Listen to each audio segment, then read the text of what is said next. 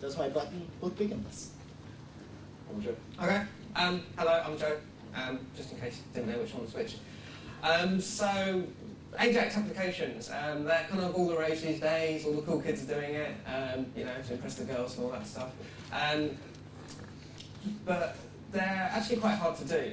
The web used to be really simple to test. Well, not really simple, but quite simple. You know, you could use things like HTTP unit. You could send an HTTP request, and you know, you'd just get a chunk of HTML back, a document. It was a fairly simple but effective model. AJAX changes that. There's so much stuff that happens now. So, you know, working in the browser, you've got things going on in the background. You've got asynchronous stuff. You've got timings. You've got widgets and the page updating itself dynamically. You're responding to user input. User input could be changing whilst data is streaming in from a remote server. There's all kinds of cool stuff, and it makes it really hard to test. So we're going to look at just some approaches of what we can learn from AJAX, and in particular, treating AJAX as a different medium. It's not really like the rest of the web medium. It's more like the kind of rich client development we've seen in other areas, such as, you know, desktop clients and Swing, Qt, WinForms, even VB actually. And I think we can learn a lot from the patterns and processes people have discovered whilst using these rich clients. In particular, this talk is not so much about kind of the QA style testing of end-to-end, you know, I've got some acceptance tests, but more about actually unit testing individual components of an AJAX application and finding all those little tiny glitches. And that can even move into the realm of how you do test-driven development of AJAX applications. Okay, so to kind of ground it a little bit, we're going to start with like a typical AJAX application. We've got a typical AJAX application that we wrote before, and then we're going to refactor it to kind of make it more testable. Which is going to take through the steps of refactoring and how you test each section. The key takeaway from this is there are parts of working with web apps and AJAX that just really are hard to test. So we're trying to take the complexity of the application away from the bits that are hard to test and to the bits that are easy to test. So let's look at the demonstration. This is our sample AJAX web application. It's great. It's an online web dictionary. You type in the word, and every time you type a letter, it goes off and it comes up, makes a round trip to the server, and it comes up with some suggestions for what word you might be trying to find the definition of. And then you click on a suggestion, and it goes and gives you the definition. Really simple. I might resign and try and make my fortune with that. That's genius. It really is. So it's really simple, but it demonstrates some of the building blocks of a typical web app. The user's typing stuff into the web form. That's firing off document events. Our application is responding to those, making some back-end requests, and then those responses are coming back, and we're manipulating the DOM to show the user the answers. So we'll have a quick look through at how this app works. Tell us how it works. I'll tell you how it works. So we've wired up an event to the input form. So you don't really need to be very familiar with JavaScript, but you've probably all seen this before. Every time the user hits a key, this function input change gets fired. And in this iteration, this first iteration, all the functionality is in this one function. Yeah, this function input change. So every time the user hits a key, we go off and we make a round trip to the server. This all happens behind the scenes, this XML HTTP request. And we have a callback function. They get called when the server responds. And there's a bit omitted here, but obviously you check the state of the response. You parse the response, so you've got some JavaScript objects. And you just run through your list of suggested spellings, and you present them to the user by manipulating the DOM. So you can see here, you've listed through all the results, and you create a bunch of list items to present them to the user. That's the list of words, list of spelling suggestions on the left-hand side. And then the last thing we need to do is we need to assign an event, another DOM event, to each one of those spelling suggestions. So when the user clicks on the spelling suggestion, we put the definition in the right-hand frame. So you can see here, for each list item, for each spelling suggestion, we have a non-click function, and when the user clicks it, we just set the source to the right-hand frame. Dead simple, does the job. What do you think, Joe? That sucks. So it does suck. it's functional, but it's so tightly coupled there. Looking back at the code, we've got one big method. Inside the method, there's something that goes to the server, there's something that goes and manipulates the visual elements. There's potentially other bits of business logic, algorithms. It's really, really hard to test. I'd be ashamed if I'd written this in Java on the server side or something. You did write it, Joe. Okay, let's not go into that. Okay, so there's some things we can do to break it apart. So at the moment, there's pretty much no way of testing those little steps in isolation. The steps of talking to the server, the steps of how do we check that it displayed properly. Does it look okay? Does my button look big in this? Any algorithms. So we need to think of a way of improving the test, of improving the code. So we can refactor the code we have into modules of separate you've got separate concerns. How you do this, it varies. OO is a pretty good way of doing it, but it's not the only way. You can just use some kind of naming convention, maybe, where if you name things like this, then they're part of some visual bit. If you name something like that, then there's something that talks to things behind the scenes. I prefer to use OO. There are also like crazy component frameworks and stuff you can get that run in the browser. It doesn't really matter. The important thing is separating the concerns in some way. Once you've separated the concerns out, you can then test each of these in isolation. And there is no golden hammer approach for how you test an AJAX application. There are so many different things that can happen and so many different kind of responsibilities that objects can take. You need different approaches for testing these. So, as an example, testing the visual side of an AJAX application, that's quite hard to automate. Maybe you need to do it manually. It sucks, but maybe. Whereas testing an algorithm, you can easily create an automated unit test for that. Testing something that goes end-to-end to the server could be a bit harder. We'll see. So, how can we start splitting apart the code into some maybe finer-grained objects with distinct responsibilities? Okay, so as Joe said, one of the real pains of web applications is the interaction with the DOM, dependent on the browser. So for iteration 2, the first thing we're going to do is just split out the view. And so we're going to hide the DOM, all the complexity of interaction with the DOM, the document object model, in the browser. And we're going to just hide that behind the view object, which we put in the view.js file. So instead of the view code, the DOM interaction being scattered all the way throughout our application, we're going to just make sure it's all in one place. And it's responsibility of the view to wire itself up to just the parts of the DOM that our application is interested in. So in this case, we're interested in the input box, where the user types their word. We're interested in the results list, where all the spellings come back from the server. And we're interested in the preview frame, where we can see the word definition.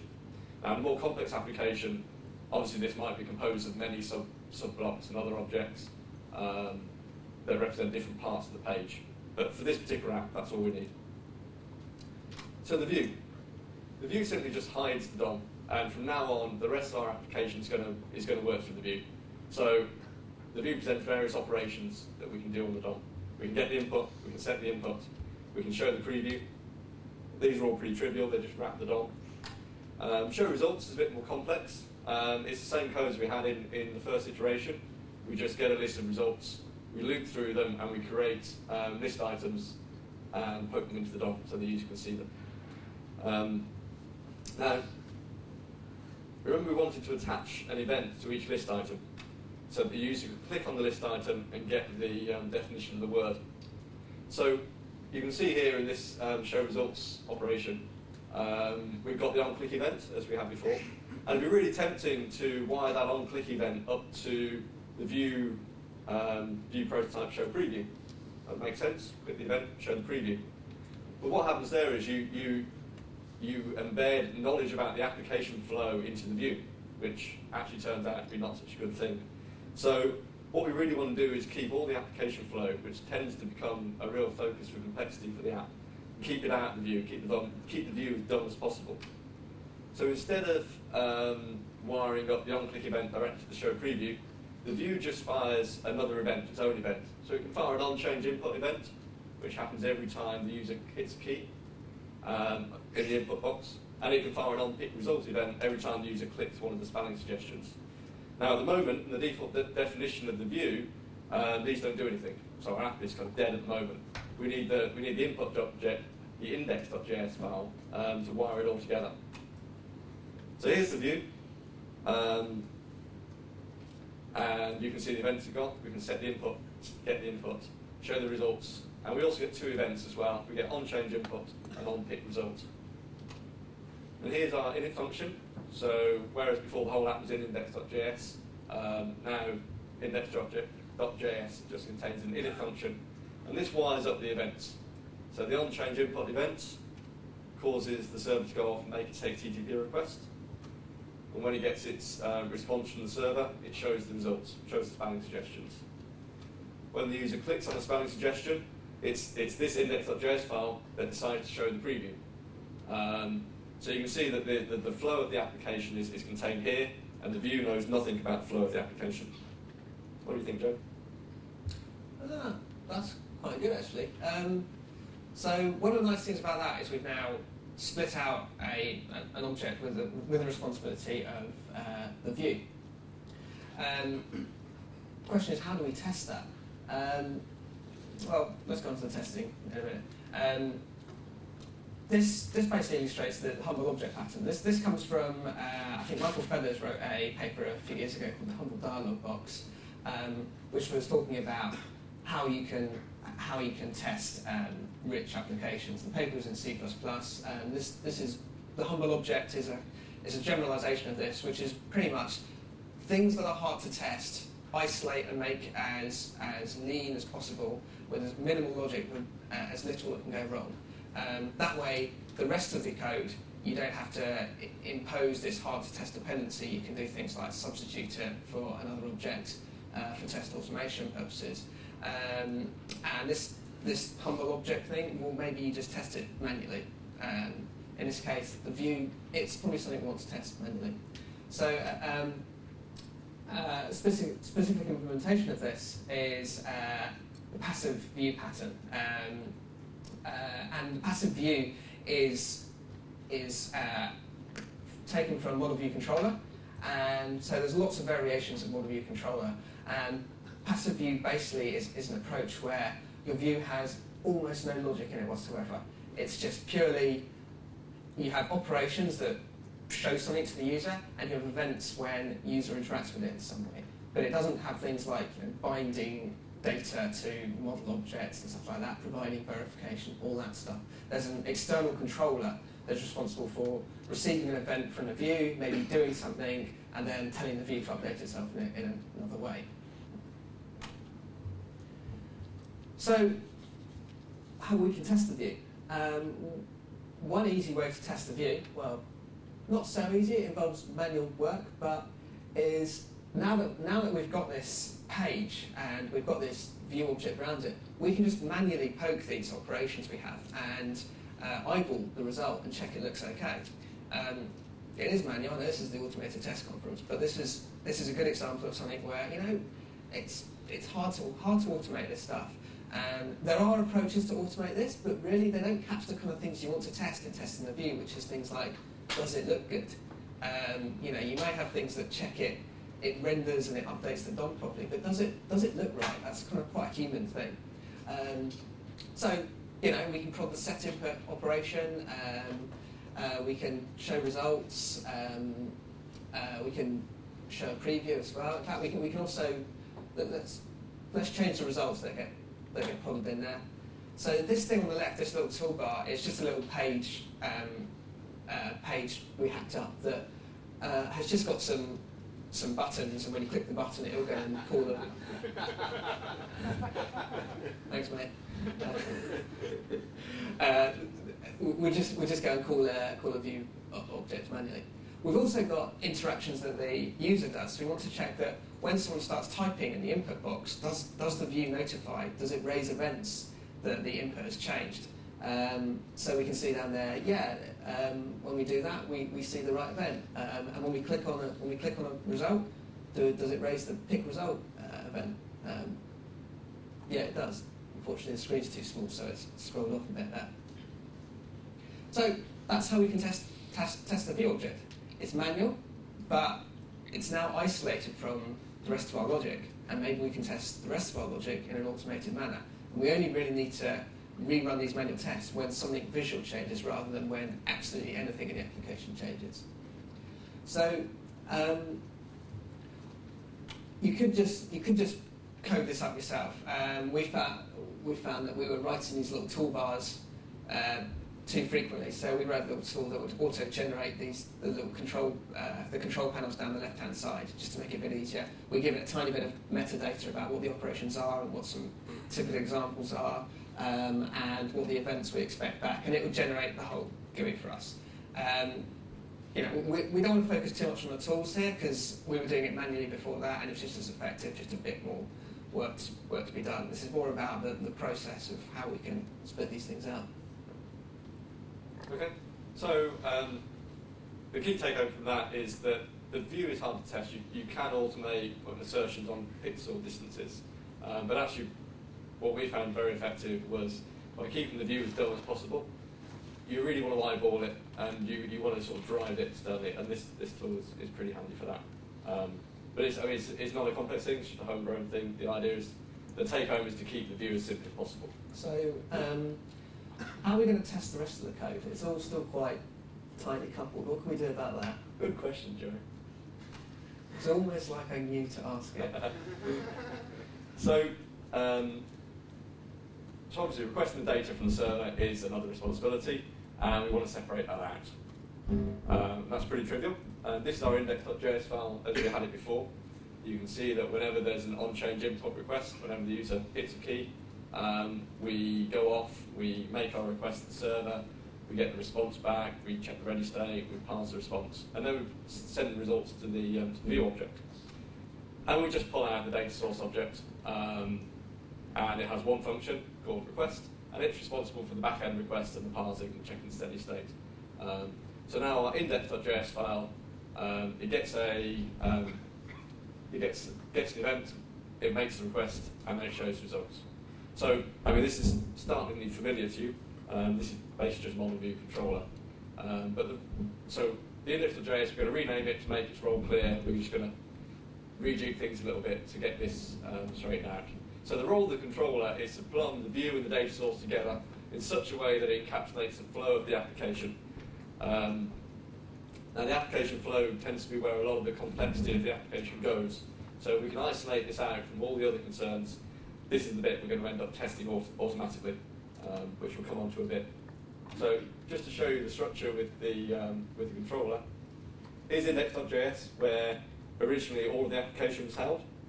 This is the view responsible for the interaction with the document model. The data source, just one method, makes a request to the back end. And here's the controller. And you can see that all that's in the controller now is the code necessary to plumb bits of the view together. So the on-change input event makes a request to the back end, and when it gets the response, it shows the results. And the on-pick result event causes the preview panel to be updated. That's really, really straightforward. But in a more complex app, you can imagine that a single user interaction, a single user event, say to change the view, can cause a whole cascade of other events to be fired, other back-end requests to go off, various parts of the page updating and causing other back-end requests. And it's a controller that's responsible for orchestrating all of this. And so the nice thing is, just to recap, this is where we started with iteration 1, and all of the applications in one function. You can see on the left-hand side in all the green, these are where DOM interactions happen in the code. And in the slightly browny colour, which is red on my screen, this is where all the back-end interactions happen. And you can see both sets are intermingled and scattered around the code. More importantly, what's not a DOM interaction and what's not a back-end interaction is application flow. It's the semantics of your application, it's the shape of your application. It's, I press this button and this sequence of events happens. And having those mixed up in your code makes them really, really hard to test. this is where we are in iteration 4. Index.js basically just creates a view, creates a data source and a controller, and it passes the view and the data source to the controller. You see this here. The view is where all the DOM interaction happens, data source is where all the back-end interaction happens, and the controller orchestrates all of these things, and in that way defines the application flow. Okay, so the controller is probably one of the most important parts of the application, and particularly as your application grows and gets more complex. In this scenario, it's a pretty simple thing, but we start having lots of widgets and data flowing back and forth. You know, let's say we're building an email client or something. It would get very, very complicated. So this is probably something that needs the most testing, and this is the kind of thing that changes the most rapidly as well. Usability tweaks, that kind of stuff, like what happens if you just requested something and it's still pulling it down from the server, and then you cancel that operation and go and edit this checkbox, but this is disabled. Should that form be enabled? You know, there's all that kind of logic, and that's really the stuff that we want to be testing. So by pulling out the sort of the complicated bits, the view stuff, the actual communication with the server, we've got this bit in the middle, the controller, that is a lot more expressive now, and it is a lot easier to test. So how can we test it? Okay, so we're going to use just a unit testing framework here. We use JS Unit for the sake of an example. Again, that's just one of many unit testing frameworks we can use. And we're using a test double. So to test the controller, rather than passing in a real view and a real data source, we'll use a test double. A test double substitutes a real object for some kind of fake object for the sake of testing. So there's lots of types of test double. Mock objects are probably the most widely used, and stubs. It's actually quite clunky to write a mock object by hand, and we looked at a few JavaScript libraries and they weren't too good. So we simplified. We just made a recorder, and all that is something where it records all the calls to the object and allows you to assert afterwards what the state was. I'd like to see nicer JavaScript mock libraries in the future, but this was simple. It did the business. It took about 10 lines of code to actually write this recorder thing. And we pass those into the controller. So in our unit test, rather than talking to a real view, we're basically talking to a view that we can record the interactions with. So our first test. When we want to check that when someone types something into the input box, it goes and makes a call to the data source to go and request that information. So this is a very, very trivial test. It was really just to get something up and running. How we did this, we fire the view event, say, you know, my input has changed, which in turn, because it's been wired up with the controller, that should have asked the data source to go and request something. And so this is just a little syntax for looking at what the last call was to the data source.request method, and we assert that the URL equals the URL we expect it to. It's fairly simple, but does the job. Next test. We want to check that if you're already looking at a preview and you go and you type something, then the preview has changed. We don't want to be looking at an old preview. Similar thing. We check that the hide preview method wasn't called. Then we change the state of the view, and then we check that the hide preview method was called. And we can go on with a few more of these tests. We want to check that the show preview is shown when someone clicks on the results. Similar thing, we check that show preview wasn't called, we then pick something, we then check it was called, and we assert the value of the URL. It's what we'd expect it to be. In this case, it goes and does a call to Google with a particular query based on the input. One more. This one's a bit harder because it's actually testing some asynchronous logic. What we're doing here now is that when we make a request to the data source at some point in the future will return a response saying, okay, right, here's the data to insert into the list.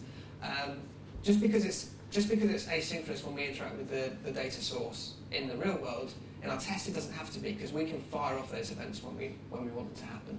So this test is still lightning quick. So in this case, we change the input, we check that no results have come back, and then the callback that was passed into the show results. In the original JavaScript, we had a callback function that you pass in. We then manually invoke that with some data, and we check that when the response comes in from that callback, the show results has been called. And yeah, we can check what the results are, and we can go into checking that the view contains all the individual results. Maybe we do something in the controller like limit to just the first 10 results or sort them, and that's the kind of place where we can test that logic. So this demo is unfortunately not that interesting. Hopefully all you're going to see is a green bar, but this is just running the unit tests. Yay, automated. So we've actually automated the testing of a fairly hairy bit of the AJAX application, which is wiring up all the events and making sure they call back properly and checking the URLs and all that. And we're completely separated from the view layer and from the data source layer. Okay, so we've tested the view manually, we've tested the controller, automated. Data source, we can probably automate that. That's a simple one. It's not really a unit test, because we're actually, to test the data source's responsibility is to go and fetch data from the server. Not just fetch data from a server and bring it back in an appropriate format. You could do things like mocking out the XML HTTP object, but really there's probably little benefit in that. You're not going to find bugs, it's going to be quite awkward, and you're not really testing the responsibility of the object, which is to get data back from the server. So in this case, we can write this test where it actually really does hit the server. In a nutshell, I won't go through this line by line, but we make a request to a URL, and this is under the assumption that we know a particular URL will always return a stable set of data. Sometimes you come across tests. Let's say we were running a test against a search engine, for instance, and over time that search engine is going to change. We wouldn't want to put some results in there which we knew were going to change and create a brittle test. But we could set up the server to, on a particular URL, always return search results in a consistent way from a known search index or something. So that does the whole thing end to end. So we haven't really shown you anything new. We've shown you a model view controller pattern and a slight variation on it. What we've done is taken some of the lessons from GUI development, sort of in Java, Swing apps and VB apps, and applied it to an AJAX rich client. The key take-homes are that there are certain parts of interacting with AJAX, or writing AJAX applications, that are difficult to test, like the DOM interaction, the back-end interaction. But a good structuring your application the right way to keep those sections as simple as possible. So the manual tests you might have to do, or the potentially brittle tests you might have to do to those parts, are kept to a minimum, and crucially don't change that often. And pushing the complexity of your application into the controller, which is isolated from all the kind of the flaky bits, so you can automate that test, you can write lots of tests, and eventually become sort of test-driven when you're writing that section of the code. That can enable you to be able to automate lots of your tests, even in an AJAX app. Yep, so decomposing things into some manageable chunks, pretty straightforward. What's kind of a bit annoying is that we know all this stuff already. I mean, and certainly, you know, we do this in every other kind of GUI development. But when I came to first start doing AJAX, it's like, oh, it's just JavaScript. You know, don't really take it seriously. Just wire up a little event in the HTML. And it's almost like a regress back to the VB days when you built a whole GUI by, right, first I'm going to draw a button, and then I'm going to put an on-click on a button, and then write 10,000 lines of code on the on-click thing. And there definitely is a trend to be doing this in sort of the JavaScript and AJAX applications at the moment. So, think about the patterns. You know, model view controller is a nice one. It's not the only one. There's all sorts of other patterns, but take it seriously is the thing, really. And I admit I haven't really taken it seriously in the past. And for the things, once you've broken it down into these things, you really want to minimise the behaviour of components that are awkward to test, like the view. I think the view is our most awkward component in that application. In other applications, you may have another particularly awkward thing. There are certain things like timing-related stuff. A lot of applications, particularly AJAX applications, have time-related things where you click on something, maybe you start uploading a file, and a little progress bar will come, and then after a while it'll time out and things like that. That's really, really hard to write automated tests for.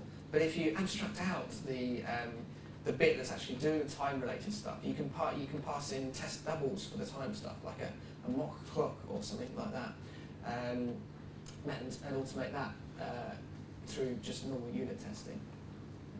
Good. Links. You will be able to download the code samples, but not yet. Send them in the follow-up email, hopefully. Any questions? Oh, waiting for my note, sorry. Steve Locker on HP. I think by not testing the view automatically, you're cheating, aren't you? Because you're basically saying, oh, that's too hard, we'll have people somewhere clicking reload. And I think you're right in that says, yes, you have to look at it and see if it's pretty, but you can automate the machines that looking at it say, yes, it's still pretty on 5 different web browsers and make sure the buttons haven't suddenly grown 4 times the length on Safari or something like that. Yeah, absolutely you can. And it's really just about, it's about whether the effort is worth the value. In our application, you know what?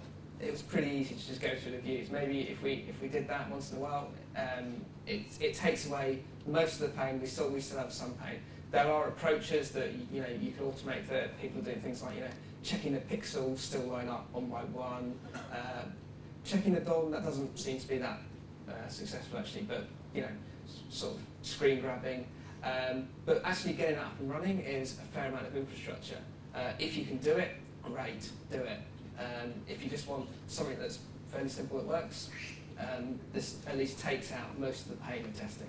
I mean, there's a talk tomorrow about Selenium, and that will certainly do the job for you. And I don't say this is not a replacement or different approach to that.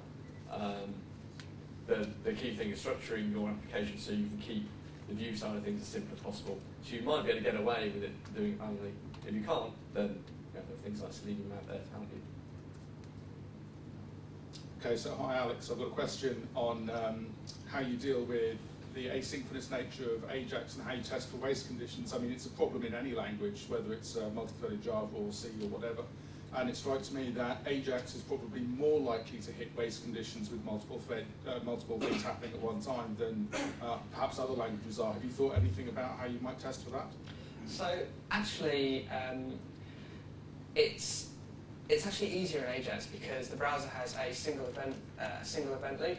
You don't have multiple threads. There are ways you can create multiple threads by having embedded Java applets and ActiveX controls and stuff like that.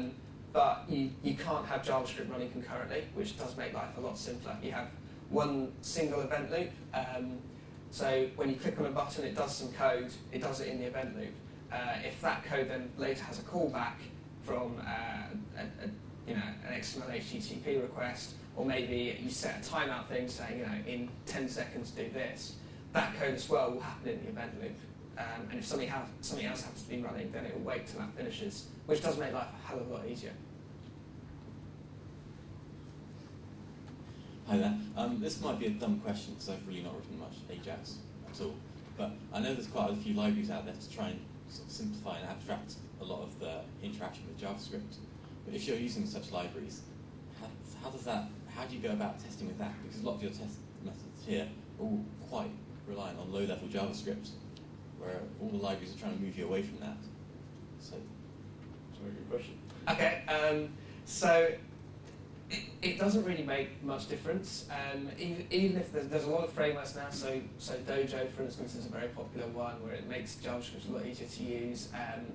The Google Web Toolkit is a completely crazy, weird world where you write it all in Java. But still, you can still take the same approaches of, well, okay, I've got the view I've got the view here. You know, whatever framework you're using, you can still abstract out the view. You can still abstract out the model, controller, or whatever things are appropriate for you. If you can't, then I would probably question how useful that library will be in the long term. It might make great demos, but I suspect you might be stung later. It's like the whole magic wizards you used to get in the IDEs, where it's like, hello, I'm going to, a paperclip would pop up and say, I'm going to build you an IDE that does everything, or build you a tool that does everything. You go, oh great, you know, click all that, and then you change something later and everything breaks. So I guess it depends on the library, but a lot of good libraries you can still use the same approaches for.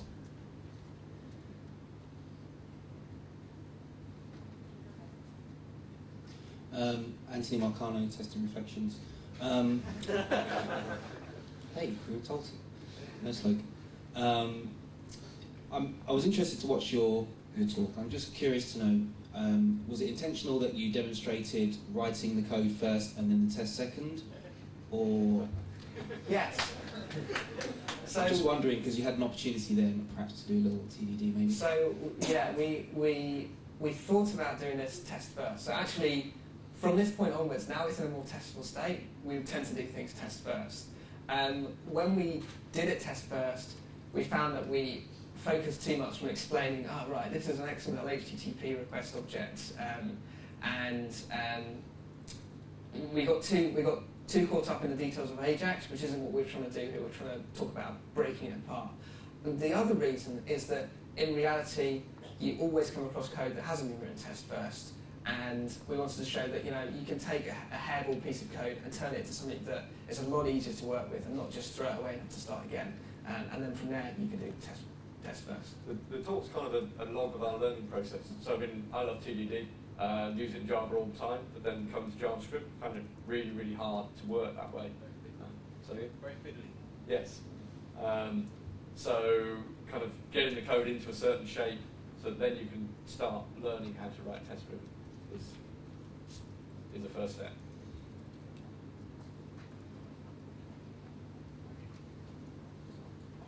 I have a question. I'd like to dig into that. This is Brian Campbell, Red Hat. I'd like to dig into what you just said. You said it's a little harder to do test first in AJAX. And I apologize, I think that's what you're touching on, but why is it so hard? Is it because the tool set isn't there? Is it because you're working in a browser? What makes it hard to do test first with AJAX? I think a bit of it's, for me anyway, was sort of prejudice. It's like, oh, JavaScript, scripting language, right, we'll just bash it out. There's a conceptual shift that actually, as the applications become more complex, we have to take, presenting applications on a web page is sort of a hack in the first place. And all of DOM manipulation is kind of a hack. And there's a learning process to recognizing that as the applications we're delivering this way get super complex, we have to modify how we approach designing them. That's part of the problem. Yeah, I thought I found I had the mentality of like, oh, why would I ever test that? And we're finding the more we do it, actually, it's easier and easier to do test first. But like any language, particularly with JavaScript, JavaScript's a very, very, very dynamic language. You can code yourself into a brick wall quite easily. It takes a lot of discipline, much like any language, really. I think the dependency on the browser as well is a big deal. So it's the difference between trying to write test first if you've just got a standalone Java app versus writing test first if you've got an application server. Can I follow up my question? So just to kind of get into that a little bit more, do you see tools that could be developed that would make it more convenient to do test first development and take away some of these barriers? Yes, please. All right. Yeah. Absolutely. I mean, you know, coming from Java, where we've got things like IntelliJ and Eclipse, and then going into plain text. Although these kind of IDEs are actually starting to support JavaScript now, which makes life a lot easier. Debugging. We've actually found that we use JS Unit in the browser. In the example here, we're finding more and more that because the thing about JS Unit is it runs things in the browser, which is great, but looking at the controller now, which is where most of our logic will probably end up, There's no browser dependencies in there. It doesn't use XML HTTP. It doesn't use the DOM. So we do things like actually run the unit tests outside of the browser using things like the Rhino engine and other kind of JavaScript engines. Microsoft have got their script engine as well, which is a lot quicker, and it kind of enforces discipline of making sure that you really can't do browser-specific stuff in the right places, and you get a much faster turnaround time. Hi, Nat Price, European Head of Development at B13 Services. I noticed that your view was actually quite big and itself conflated a number of different concerns. So, like, you had the input box, you had the list, you had the. Do you find that it's useful to like break the view up into different concerns and then maybe unit test some view components themselves? Yeah, I think the more complex page, you would the view would be components of various different components that worry about different parts of the page. Would you think it's worth actually unit testing those in the same way that you might unit test, say, swing widgets if you're running those?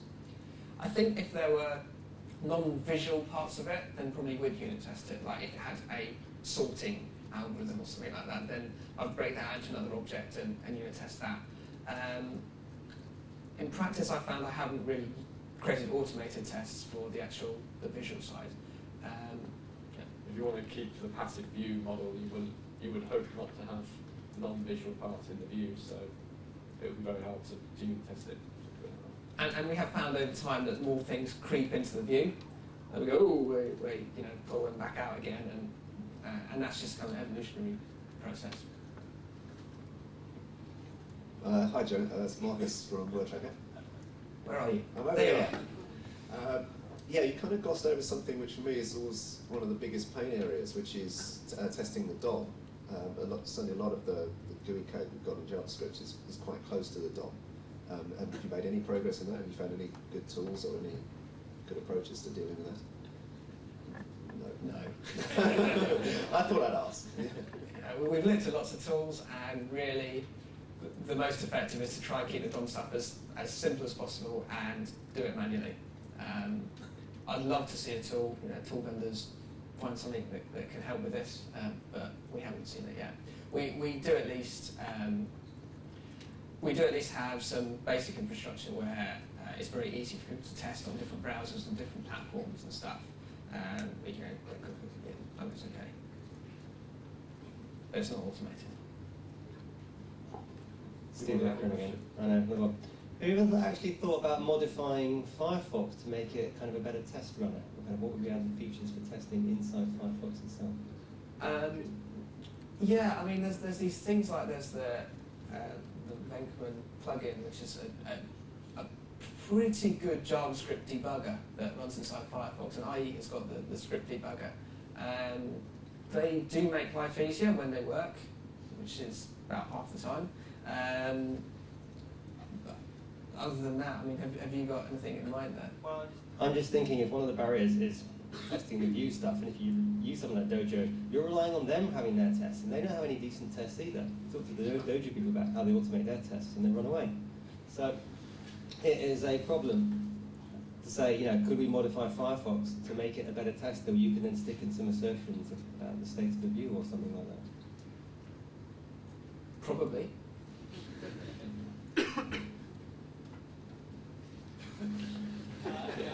Hi, I'm Eddie. I'm from a small little agile company which you may have heard of. Thought something. I was wondering if you've taken a look at some of the work people have done with Zool, because they've already tackled a lot of this stuff about building complex JavaScript applications. And I was thinking maybe there's stuff there you could learn or rip off from those people. No, we haven't actually, and that's something we could look at.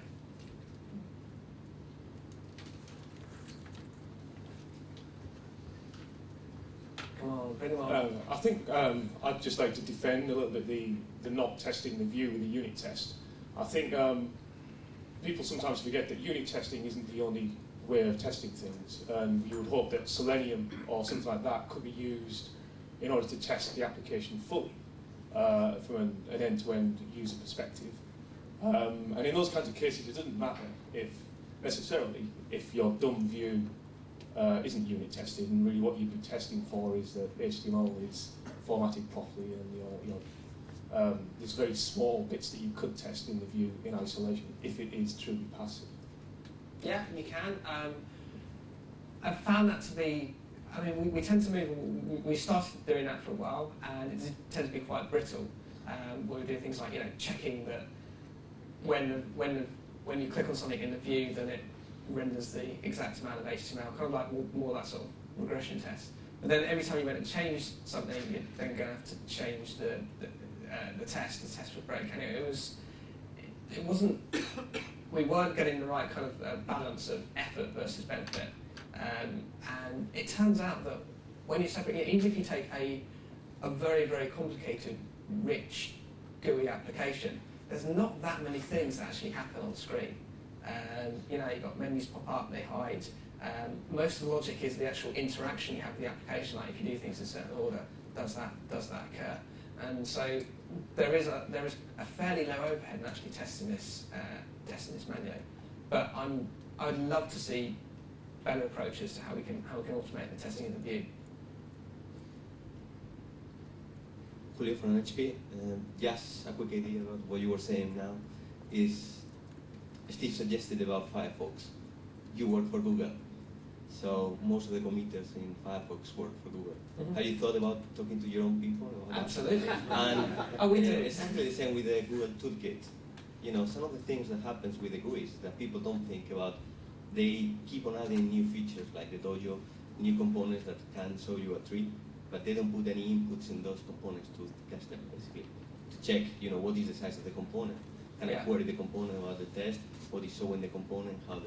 So have you thought about talking to these people as well and trying to influence them? Oh, yes. So you are probably one of the main users of AJAX at the moment. So. Yes. And that's that. Yeah. I mean, that's quite nice having access to all these people. But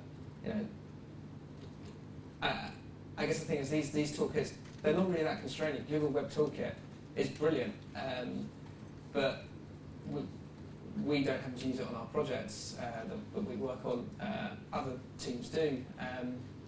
What is key is whatever framework you use, even if it's actually written in a way that's very hard to test, it's easy to wrap behind things. But I mean, Google Web Toolkit has actually got a lot of good hooks for testability, and as has Dojo actually. Whether they're actually unit tested thoroughly, I don't know. But from a using point of view, it's actually quite easy to wrap these things.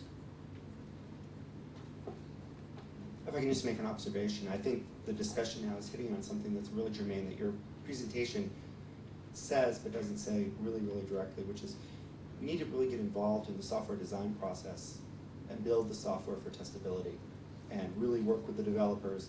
And so that I think when we think about test automation, we sometimes take a very narrow focus. We need to take a more expansive focus in terms of how we can do it and how we can achieve it. And I think that's a whole topic, how do you interact with development engineers to get them to build testability in, to take it seriously, to see it as a feature that really needs to be there from day one. Yeah, I completely agree. And it's often the sad case that the testers or the QA guys are the last to hear about an application until, hey, we've got this application, test it. And you're right, we need to find better ways of having testing and QA influence the application design from day one. Well, I think what you want is I think what you really need to drive through, in our company we have what we call interdisciplinary product teams.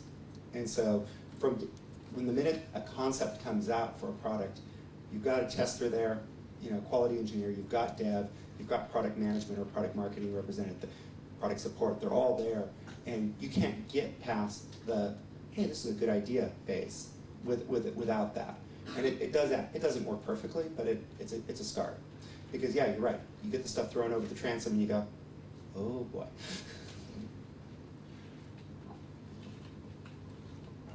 I hate to be a downer, but I was a bit disappointed because I had this vision in my mind that when Joe was going to talk about AJAX development, that he'd launch Firefox. It'd be a very funky Firefox sidebar that was basically IntelliJ style debugger and all these fancy features would be there. And I come here using a text editor. Where's the cool alien technology you guys are meant to have? And why isn't it being applied to AJAX development? Yeah, the so only type of technology is confidential. PowerPoint. Yeah, so that's another interesting thing. We do have a big tendency to try and solve tough problems by throwing sexy technology at it, and really a lot of the time the answer is to take things away and just simplify things. All right, Adam and Joe, thanks very much.